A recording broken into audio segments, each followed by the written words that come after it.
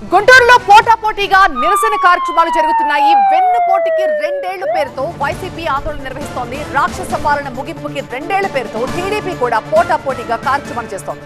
ఒకేసారి 2 పార్టీల పోటాపోటీ ప్రోగ్రామ్స్ తో హై టెన్షన్ క్రియేట్ అయింది.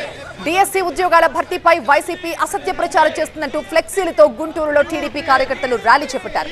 ఇక గ్రూప్ 1 ఉద్యోగాలు అమ్ముకున్నది మీరేనంటూ వైసీపీపై విమర్శలు చేశారు.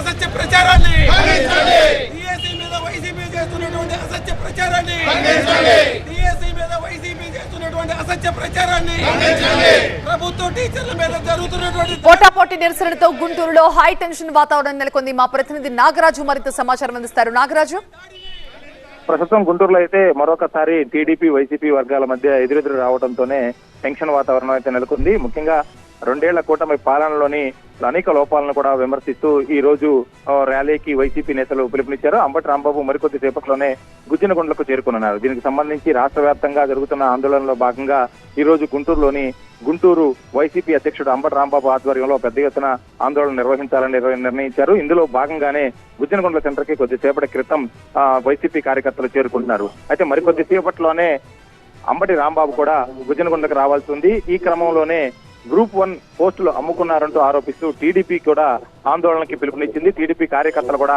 గుజ్జినగుండ్ల సెంటర్లకు వచ్చేందుకు ప్రయత్నించారు. మరొక వైపు గత సీఎం అప్పటి పాలకుడు జగన్మోహన్ రెడ్డి దిష్టిబొమ్మను తగలబెట్టేందుకు కూడా టీడీపీ కార్యకర్తలు సిద్ధమయ్యారు. దీంతో ఇరు పార్టీలకు సంబంధించిన కార్యకర్తలు ఎదురెదురు పట్టడంతోనే కొంత టెన్షన్ వాతావరణం నెలకొంది. అయితే పోలీసులు కూడా భారీగానే మోహరించారు.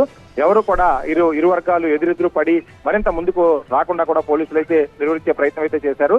ప్రస్తుతం అయితే మాత్రం ఎదురెదురుగా ఇరు వర్గాలు రావడంతోనే కొంత టెన్షన్ వాతావరణం అయితే కనిపిస్తా ఉంది. పోలీసులు మాత్రం ఇరు వర్గాలు మరింత ముందుకు రాకుండా కూడా వాళ్ళు నిర్వహిస్తున్న పరిస్థితి కనిపిస్తా ఉంది. అయితే ఒకవైపు టీడీపీకి సంబంధించి ప్రత్యేకంగా గతంలో డిఎస్సీతో పాటు అనేక ఆరోపణలు కూడా చేయడం వైసీపీ చూస్తా ఉన్నాం. ఈ ఆరోపణల నేపథ్యంలోనే ఈ 2 ఏళ్ల పాలనలో ఇచ్చిన హామీలను అమలు చేయలేదంటూ కూడా వైసీపీ పదే చెప్తుంది. ఇందులో భాగంగానే ఈ రోజు ఆందోళనకు పిలుపునివ్వడం జరిగింది.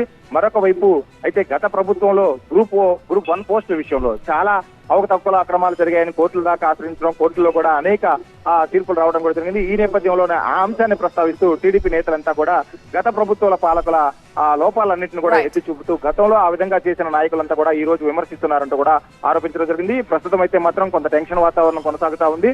మరికొద్ది సేపట్లోనే అంబటి రాంబాబు గుజ్జినగుండ్లకు చేరుకునే అవకాశం ఉండడంతో పోలీసులు అయితే మాత్రం గట్టి బందోబస్తు ఏర్పాటు చేశారు. Right Nagaraju, thank you.